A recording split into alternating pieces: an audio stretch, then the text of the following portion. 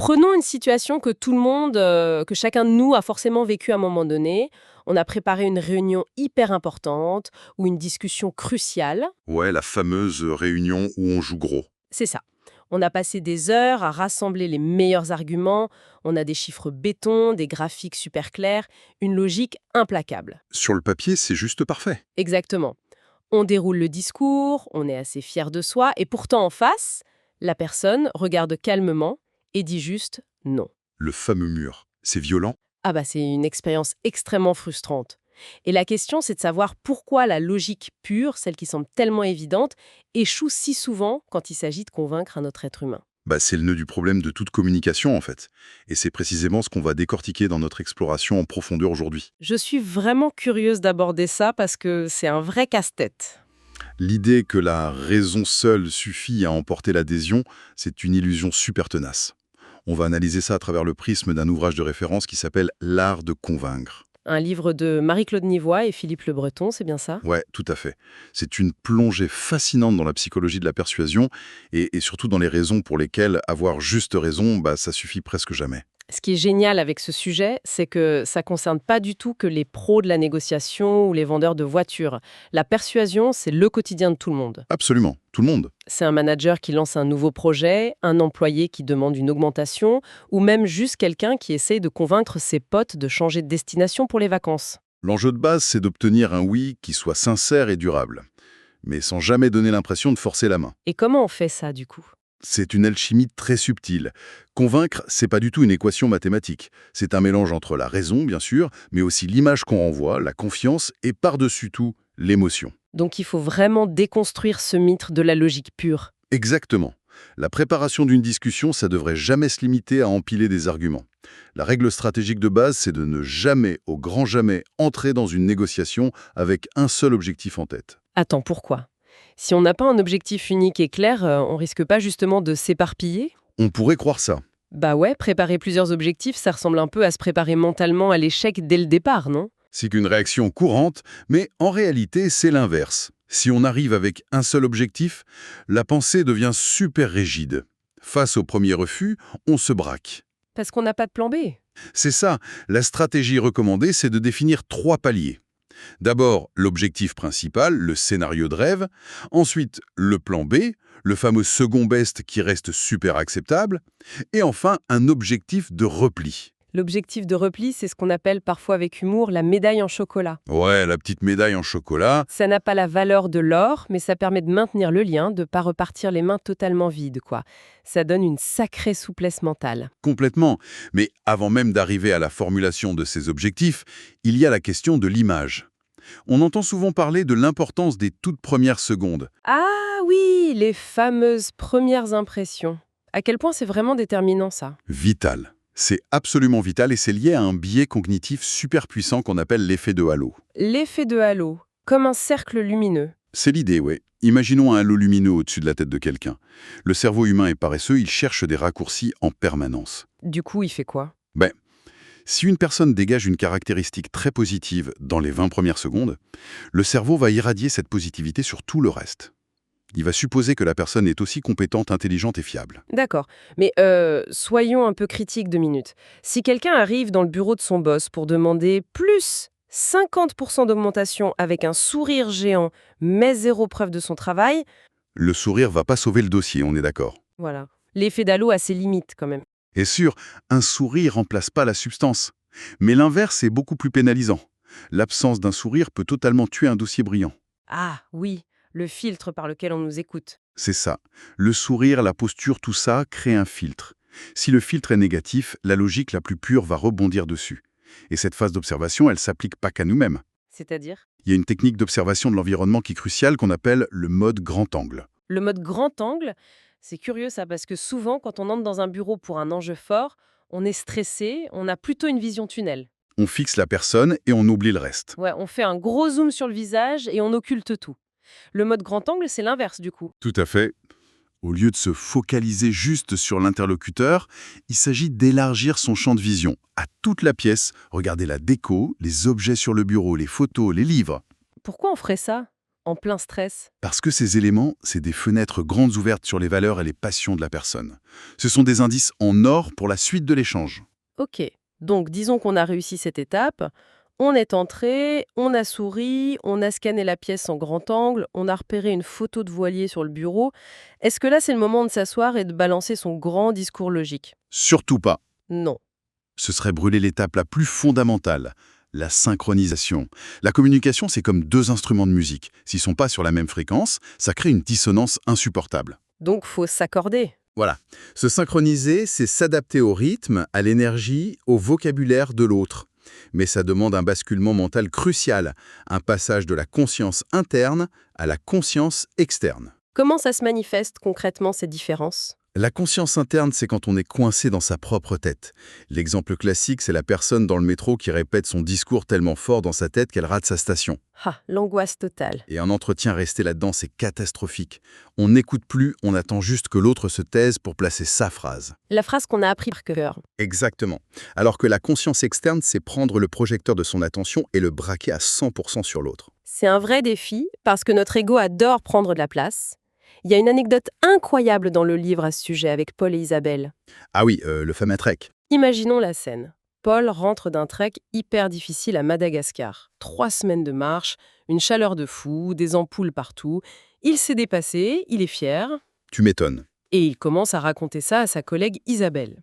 Et là, bam. À peine commencé, Isabelle le coupe pour dire « Mais quelle horreur, je comprends pas qu'on s'inflige ça. Moi, mes vacances au Club Med, c'était la détente absolue avec des cocktails. » Le truc à ne pas faire. Le résultat est brutal, la connexion est morte. Paul se renferme, il a plus envie de rien partager. L'erreur d'Isabelle, c'est d'avoir laissé son ego écraser celui de Paul. Pour reprendre Jeanne Moreau, la personne la plus importante pour moi, c'est moi. C'est tellement vrai. C'est une loi universelle. L'ego a un besoin vital d'espace et de reconnaissance. Ce besoin de reconnaissance, c'est ouf à quel point c'est profond. Il y a des expériences scientifiques qui montrent que c'est presque un besoin biologique, non? Les recherches en éthologie le confirment d'une façon hyper troublante. Prenons l'expérience super connue sur les rats. Ils sont séparés en 3 groupes. Le premier reçoit des caresses, des stimuli positifs. Ok, le groupe chanceux. Le deuxième reçoit des décharges électriques régulières, donc très négatifs. Et le troisième groupe est juste ignoré. Indifférence totale. Et spontanément, on se dit que le groupe avec les décharges va dépérir le plus vite. C'est logique. Mais les résultats montrent l'inverse. C'est le groupe ignoré qui a dépéri le plus vite, avec le pire taux de mortalité. Ah ouais? La conclusion, pour nous les humains, elle donne le vertige. On préfère recevoir une attention négative plutôt que de ne pas exister aux yeux de l'autre. C'est fou. En analyse transactionnelle, on appelle ça les besoins en signe de reconnaissance, des calories psychologiques. Des calories psychologiques, j'adore l'expression. Écouter l'autre, le valoriser, c'est le nourrir émotionnellement. Si tu affames la personne en face, elle écoutera aucun argument. D'accord. Donc, les calories sont servies, on a écouté, on s'est synchronisé. Là, j'imagine qu'on peut enfin sortir les graphiques. L'argumentation a bien une place quand même. Bien sûr, mais la forme de cette argumentation change tout. D'abord, il y a l'effet de redondance. L'esprit humain retient très mal une idée nouvelle dite une seule fois. Faut répéter? Ouais, mais sans radoter, en variant les métaphores, les exemples. Et l'outil le plus puissant, c'est l'argument par l'avantage. À quoi ça ressemble ça, dans la vraie vie? Supposons qu'on vende un logiciel de gestion à un manager. L'approche classique technique, ce serait de dire « ce logiciel a un cryptage de 128 bits et traite les données en 0,2 millisecondes ». Ce qui parle à personne. Voilà. L'argument par l'avantage traduit ça en bénéfice direct. Ça donnerait, grâce à la vitesse de ce logiciel, plus personne dans votre équipe n'aura à rester jusqu'à 20 h le vendredi pour faire de la saisie. Ah, c'est beaucoup plus parlant. Ça répond à la question qu'on a tous en tête. Qu'est-ce que j'y gagne? Exactement. C'est redoutable. Ça transforme un fait froid en un truc désirable. Mais bon, même avec le meilleur argument du monde, il y a toujours ce moment où l'autre plisse les yeux et lâche le fameux « oui, c'est bien beau, mais… » L'objection. L'objection. L'instinct naturel, c'est de voir ça comme un mur de briques. On a envie de se défendre, de justifier qu'on a raison. C'est le réflexe défensif de base. Mais les meilleurs communicateurs voient ça comme un cadeau. Un cadeau. Faut le voir vite, le cadeau, quand même. Une objection, c'est pas une fin de non-recevoir. C'est une preuve d'intérêt. C'est l'autre qui te montre ce qui l'inquiète vraiment. S'il s'en fichait, il prendrait même pas l'énergie de formuler l'objection. Faut vraiment changer de logiciel mental pour voir une attaque comme un cadeau. L'histoire de Paul, le chef de projet RH, illustre bien ça. Vas-y, raconte. Paul réunit des managers pour lancer une enquête interne sur le bien-être au travail. Et là, un manager, on va dire David, l'attaque frontalement devant tout le monde. Aïe. Il dit que cette enquête, c'est du flicage, un outil déguisé pour sanctionner. La réaction instinctive de Paul, ce serait de s'offusquer et de dire « Mais non, pas du tout, t'as rien compris, c'est bienveillant ». Ce qui créerait un conflit d'ego stérile. Les positions se figeraient. Alors que Paul utilise une technique de judo psychologique, transformer l'objection en objectif. C'est brillant, ça. Il valide le sentiment de David sans lui donner raison. Il dit « Je comprends cette crainte, les enquêtes passées ont parfois manqué de transparence. » Et paf, il bascule la dynamique. Comment on pourrait faire ensemble pour garantir un anonymat absolu? Il l'embarque. Ouais. Il demande « David, tu accepterais d'être notre garant de l'anonymat sur ce projet ?» L'élégance du truc. C'est ouf. Il nie pas le mur, il l'invite à le peindre avec lui. David passe d'une posture défensive à une posture de résolution de problème. Et il a un statut valorisant. L'opposant devient le chien de garde du projet. C'est l'art d'utiliser l'énergie de l'autre. Mais tu vois, quand on détaille ces techniques d'influence, on frôle inévitablement une ligne de tension très fine. La limite entre persuasion et manipulation, C'est le gros sujet éthique, oui. parce qu'appliquer toutes ces méthodes de synchronisation, c'est pas juste une façon polie d'obliger quelqu'un à faire un truc qu'il voulait pas faire. Le psychologue Robert Cialdini a une phrase géniale pour ça. Les bonnes affaires font la bonne éthique. C'est très pragmatique. Au-delà de la morale, c'est une vision à long terme. L'influence, c'est chercher une solution gagnant-gagnant. La relation est préservée. Et la manipulation? Le manipulateur utilise les mêmes outils pour un gain à sens unique, souvent au détriment de l'autre. Il gagne sur le moment, mais il détruit la confiance à long terme. Donc la différence, c'est vraiment l'intention et le résultat final. C'est vrai que ces outils s'appuient sur des automatismes tellement ancrés dans notre cerveau. Comme le besoin de cohérence, par exemple. L'être humain déteste paraître contradictoire avec ses propres engagements. C'est viscéral. Il y a une expérience sociologique dans un aéroport qui le montre super bien. L'expérience de la vanise? Ouais, un chercheur laissait sa valise sur un siège, s'éloignait et un faux voleur venait la prendre. De base, seulement 12,5% des témoins intervenaient. La fameuse apathie des témoins? C'est pas mon problème, je regarde ailleurs. Mais le second scénario change un tout petit détail. Lequel? Avant de partir, le chercheur demandait à son voisin « Vous pourriez jeter un œil à ma valise ?» Le voisin disait oui. Un micro-engagement? Et quand le voleur arrive, Le taux d'intervention bondissait à 100%. Les gens s'interposaient physiquement, prenaient des risques. juste parce qu'ils avaient dit oui 5 minutes avant. Exactement. L'engagement verbal, même banal, reconfigure notre identité sur l'instant. Et c'est de là que vient la technique du pied dans la porte. Le pied dans la porte. On demande un truc dérisoire pour amorcer le besoin de cohérence. C'est ça? Comme demander à un nouveau voisin de garder nos clés un week-end. Il accepte, du coup dans sa tête il se voit comme un voisin serviable. Et 6 mois plus tard, on lui demande de nous aider à déménager un canapé géant. Et statistiquement, il dira oui pour rester cohérent avec cette identité. C'est le pouvoir de la progression. Mais le pire, c'est que l'inverse fonctionne aussi bien. La porte dans le nez. Ah oui, formuler une demande tellement énorme qu'on sait qu'elle sera refusée. Se prendre un nom exprès, ça paraît contre-productif. En apparence. Mais reprenons l'expérience de Cialdini. Son équipe abordait des étudiants et demandait « Vous voulez encadrer des jeunes délinquants 2 heures par semaine pendant 2 ans ?» Refus total, j'imagine. 2 ans, c'est gigantesque. Un mur de non. Mais juste après le refus, le chercheur disait « Je comprends, mais accepteriez-vous au moins de les accompagner juste un après-midi au zoo ?» Et là, le zoo, ça paraît être une promenade de santé, comparé aux 2 ans. Le taux d'acceptation a triplé par rapport au groupe à qui on a juste proposé le zoo direct. C'est la loi de réciprocité. L'étudiant a l'impression que le chercheur a fait un gros effort de concession, donc il se sent obligé de faire une concession en retour. C'est brillant. La structure de la demande compte presque plus que la demande.